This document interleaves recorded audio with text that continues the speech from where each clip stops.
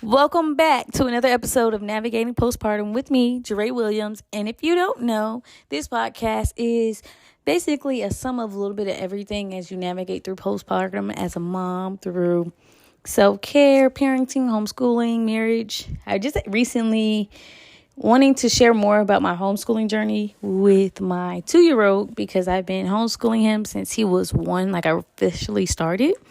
And it only takes 10 to 15 minutes a day. But y'all, let me tell you about his progress. He knows 18 out of 26 of his uppercase letters. And he can count 1 through 6, identifying the numbers. And y'all, it's just so beautiful if you spend just a little bit of time a day.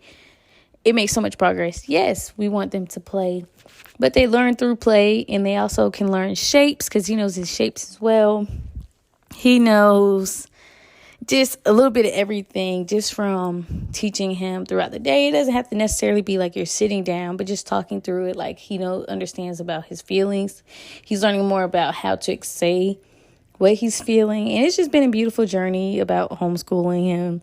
And I'm going to continue that. And now I'm starting on just another journey with my little one doing the same thing, y'all.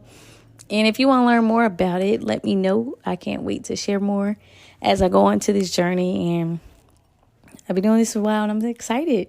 But I wanted to also talk about today how it's so important not to let the internet try to build you a narrative.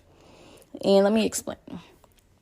Oftentimes when you see people on the internet, you can end up trying to compare yourself or think, oh, I need that too, and just go in a downward spiral.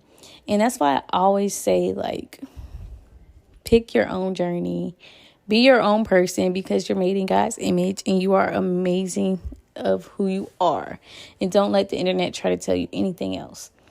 And take breaks from being on the internet. Like, you don't want to spend so much time scrolling and just looking at people and envying people. Like, it's not healthy.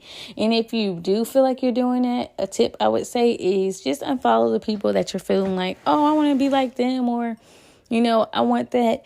Unfollow them, because at the end of the day, you're on your own journey and you don't want to be tempted to steer in the wrong direction. I'm going to just say it like that.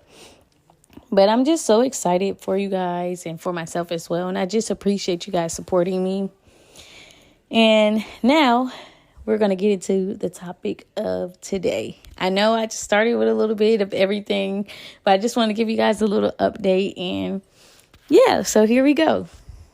Let's talk about how motherhood can make you a better woman. And I know for me, each child made me a better woman. And I'm very grateful for this journey. I'm grateful for the support I have. And let me tell you why. Before I had kids, I had the hustle mentality and just grind it out, make it work, do what you need to do. And I have been, I was teaching for 4 years. But before that, I got my bachelor's, my master's, and then I was teaching. And then when I had my first son, I realized that our school days are so long. And I learned how I wasn't enjoying being there as much as I was before, because I was like, I'm spending so much time with other people's children that I'm not spending time with my own son. I only see him, 2-3 hours a day. I just didn't want to live a life where I saw other kids before I see my kid all the time, and rushing mornings and long days. It just wasn't for me. And I understand that, some people, that's truly their calling to teach and really devote their lives to that. And I understand that. So I'm not throwing rocks at those people, but I'm just saying kudos to you guys. But it just wasn't for me. And I know I wasn't fulfilling my true purpose. And when I had my son, it made me realize and see things from a different perspective, and how I can bring my love for teaching into my home. And that's when I really thought about the idea of homeschooling and being a stay-at-home mom. But I'm also where I want to share my journey and help other women be able to do the same thing, so that they don't feel like they're just stuck with the regular 9-to-5 grind every single day, and just trying to find different ways that we can be more present with our children and move the hustle mentality to living a restful, peaceful life. and trusting God that He will guide us along the way. Now, when I say trust God, just know that we depend on Him, and His ways are better than ours, and His thoughts are better than our thoughts. But we also have to have a plan in place in order to do those things. And plans change. You have to pivot, and you have to be okay with that. And that's what brings me to my next point about how important pivoting has been being a parent. Because a lot of times we can have expectations about how things should look, how they should be, and what they are going to do and what we're going to do. And the plan doesn't always work. And what I love about being a parent is it shows and humbles you to not have expectations for little things, and you can't control everything. And so it's so important to just go in things, in situations, being open-minded, regardless of if you've done it before, if you did not, just go with the flow and be present and learn during that journey.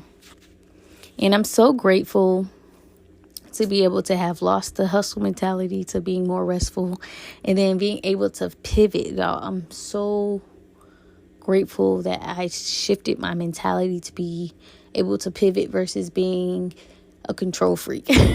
And I'm not able to explain it. Like I used to be able to be like, okay, my plans are, for example, I was like, my plan, I'm going to go to Spelman College. I'm going to get my bachelor's. Then I'm going to go to medical school and become a doctor. And when I got to my senior year, God was like, no, I want you to go teach and serve in a community that needs you. And that was a pivot there. And I was just like, but I was like, yeah, that's my calling. And I had a heart for it. And then as that happened, and then I got married and I had my son. And it's crazy because then my heart and mentality shifted too. Like, okay, teaching's not for me. It's time to make a shift in my life. And now being a stay-at-home mom, I'm happy and I love it here. But God is also telling me, like, you have another purpose with this. Use your voice and your experiences to share with other women. And this is what made me think of creating this podcast for you guys. And I love you guys so much for supporting it. And I just want you to know that being a mom can shift you in great ways, as well as, all the hardships that come with it at times. And those times, they're temporary. And guess what? It's a season for each one. So I want you to know and reflect on your journey of motherhood and see the ways that you've grown, ways that you've been challenged, and just continue to grow. Because as this year closes out, I want you to go into the next year stronger than before. And before I end this, I want you to make sure that you subscribe to this channel. And guess what? I want you to sign up for my email list so that you can get exclusive content, weekly emails, and you can just be in a loop with me and share this episode. And if you enjoyed this episode, I want you to let me know. I have reopened back to social media. I'm not on as often posting, but I have reopened my social media because I'm in the process of rebranding, and I can't wait to share more with you guys. But I'm still Balanced Motherhood _ So I took my little break and now I'm back.